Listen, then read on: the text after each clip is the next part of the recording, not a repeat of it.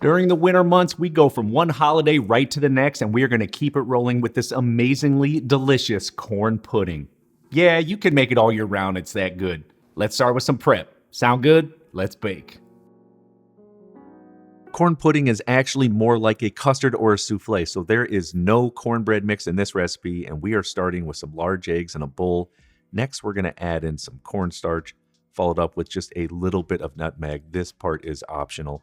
Then what we want to do is season up with a little bit of salt and then some ground white pepper. Now, the reason I'm putting all of this in at the beginning is because I really want to whisk the eggs extremely well so that they're smooth, lots of air incorporated in there. And while doing this, this will also help break up the cornstarch and some of those spices so they are thoroughly mixed in. There should be no white chunks of anything in this when you are done whisking. Yes, you can use an electric mixer as well.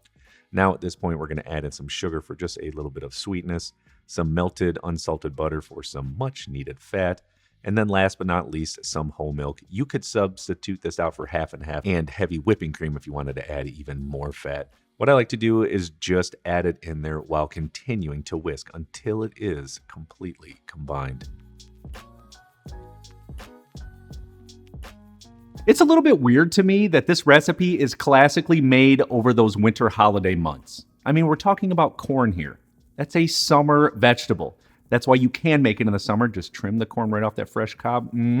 So tasty. Now, in the winter months, you have two options, frozen or canned. If it's canned, make sure you drain it, get all that water out there. If it's frozen, what I like to do is just run it under some hot water, just take the chill off it for maybe 30 seconds to a minute, drain it, good to go.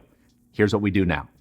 So I've got some corn trimmed right off the cob. We are just going to add it in there with a spatula and then just move the ingredients around, just sort of roughly mix everything together.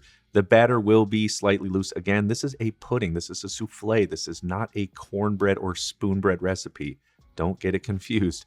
We're going to add it over to a 13x9 casserole dish. I did spray it with non-stick spray just in case. Once it is poured in there, head right over to the oven. It's been preheated to 375 degrees Fahrenheit. We're going to let it bake for about 50 to 60 minutes, get a little bit brown on top, and it will be completely cooked through and firm in the center. When it is done, let's take it out and have a look. Looks and smells incredible in here. And do not worry if the pudding starts to push up the sides of that casserole dish. After all, this is essentially a souffle. It's going to do that. Don't worry, once you take it out, it will set back down after maybe just 2 or 3 minutes at room temperature. These fundamental, basic recipes and cooking techniques, so good. Few ingredients, so dang tasty. We've got a few things to plate this up. I'm going to show you how to do it. Here we go. To add on a little bit more fresh ground nutmeg, if you only have pre-ground, totally fine. And then hit it with a little bit of chopped chives or parsley. And now you've got an incredible corn pudding to serve all year long, not just the holidays. If you like this recipe and learned something, please like and share it. Definitely subscribe to my channel. Check out this recipe here. I made it for you. You'll love it. We'll see you on there. Let's get in this.